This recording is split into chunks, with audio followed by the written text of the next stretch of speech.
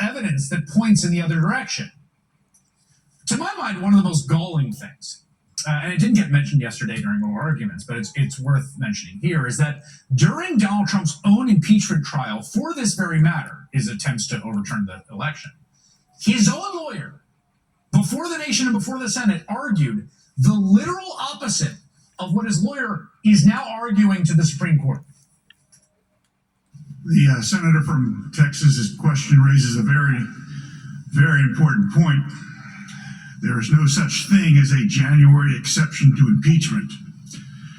There is only the text of the Constitution which makes very clear that a former president is subject to criminal sanction after his presidency for any illegal acts he commits. You did not hallucinate that. That was Donald Trump's lawyer in the Senate saying the following: the text of the Constitution makes very clear that a former president is subject to criminal sanction after his presidency for any illegal acts he commits.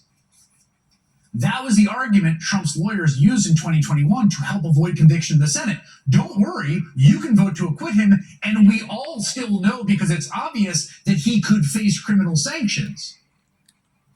Now, his lawyers across the street in the Supreme Court 3 years later are making literally the opposite argument to a receptive Supreme Court. As Jamel Bowie put it in the New York Times, Trump has asked the Supreme Court if he is in effect a king, and at least 4 members of the court, among them the so-called originalists, have said, in essence, they'll have to think about it. Jamel Bowie